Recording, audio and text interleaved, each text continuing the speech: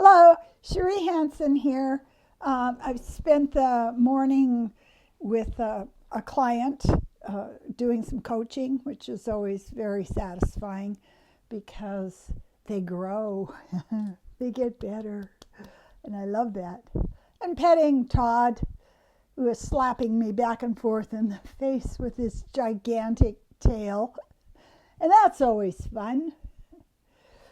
I wanted to talk today about something that happens to me over this time of year.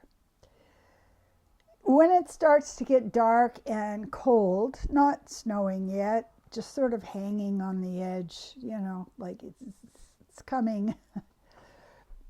And the sense that Christmas is arriving is always a bit of a challenge for me because the thing that happened in my life was Christmas time was when I got to be home with both of my parents. you know, oh, goody. And so negativity starts coming up and old fears, but I've done enough work so the old fears are sort of in the background and they're not sharp. They're not main characters. They're not attacking. But I do fight through the sense that I'm supposed to be happy at Christmas. There it is. There's the whole bag of coal right there. We're supposed to be happy at certain times of the year. It is what is supposed to happen. It's a guaranteed thing. And so there arises a bit of a, emotional overload.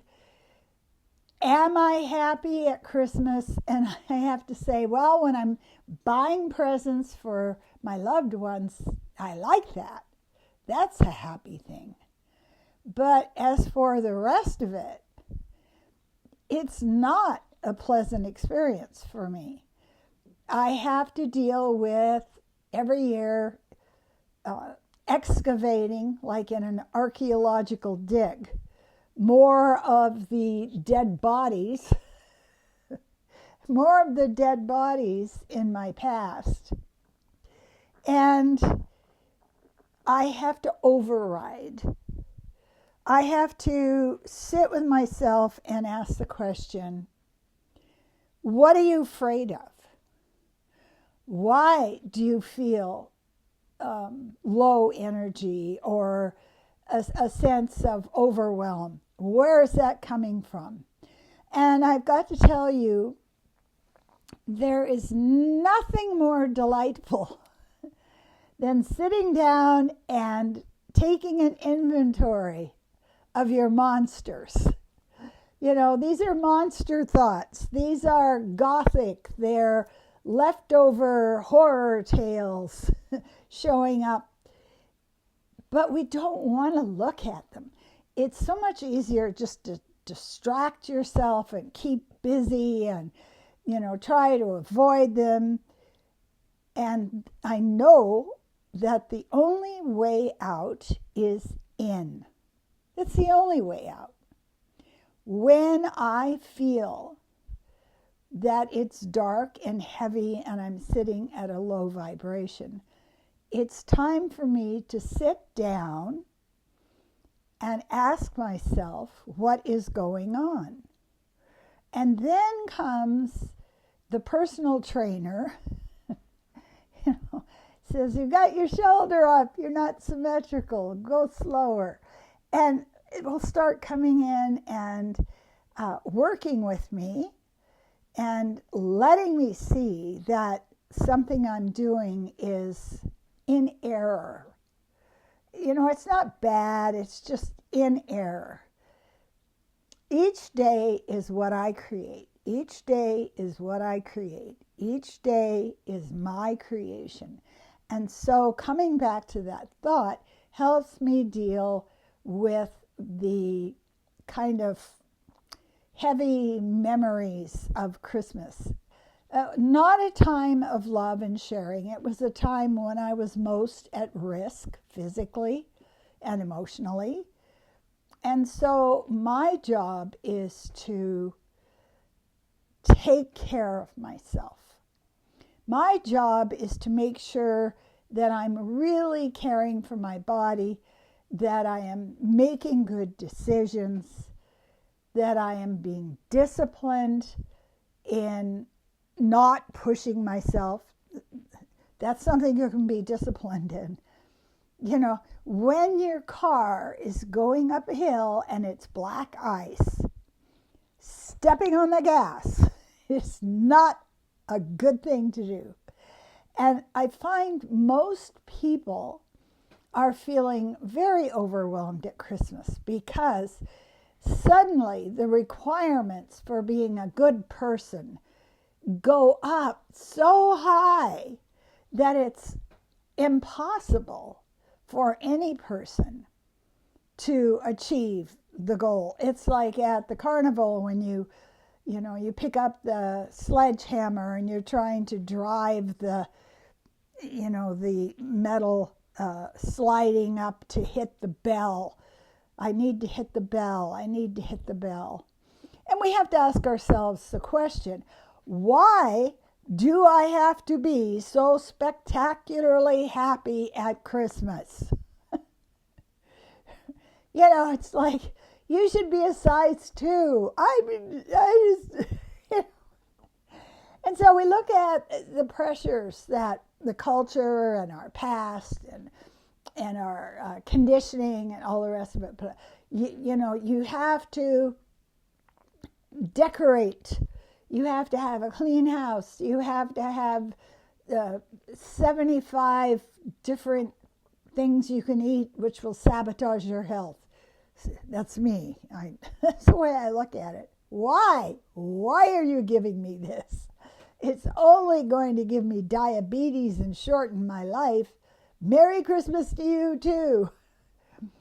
And we're supposed to sing carols beautifully.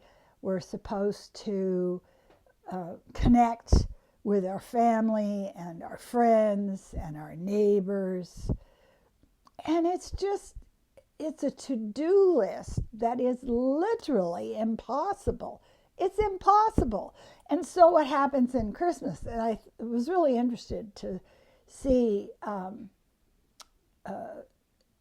the studies that showed when you have so much self-discipline going on. I'm exhausted, but I still have to go shopping. I'm exhausted, but I need to buy a, gigantic goose and stuff a turkey in it. I'm exhausted, but I'm supposed to. And so our discipline muscle is exhausted. And that is why this is the time of year we're very prone to self-sabotaging behavior. It's like you went to a blood bank and you gave blood. Now they want more blood. It's just I don't have any more blood.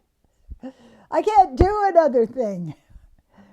So what I have come to understand is when negative feelings are coming up, when I'm feeling anxious or, vibrating at a lower vibration, that means it's time for me to take extra special care of my body and myself. Because we need to understand we're human. Surprise! We're human. We're what you call a non-replaceable resource. When you've hit rock bottom, it's not going to get better.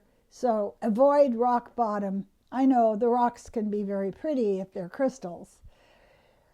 So sit down over the Christmas season and journal What does Christmas mean to me?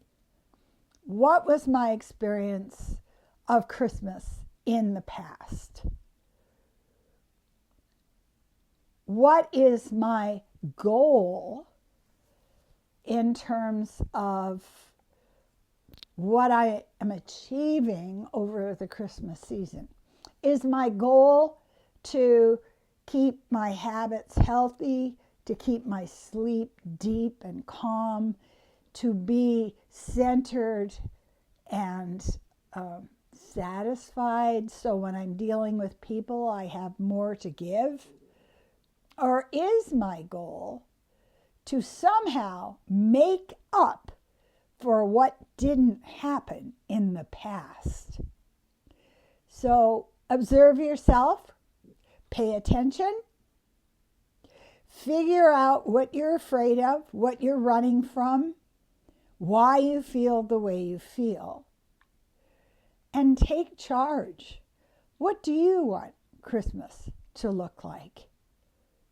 Because it's your life. Please subscribe.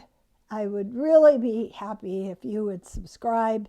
Share the video if you know somebody else who's in the hypnotic state of chasing something that they can never catch and just depleting themselves. Share it with them. And get a hold of me if you would like a life coaching. I am available to help you create a life that is healthier, happier, and calmer. And we can work on that together. I do remote. I don't need to be in the room with you. I'm happy to use my psychic ability and my distance viewing to check your energy and see where you could use help. And I want to say thank you so much for stopping by and watching my video. I appreciate you.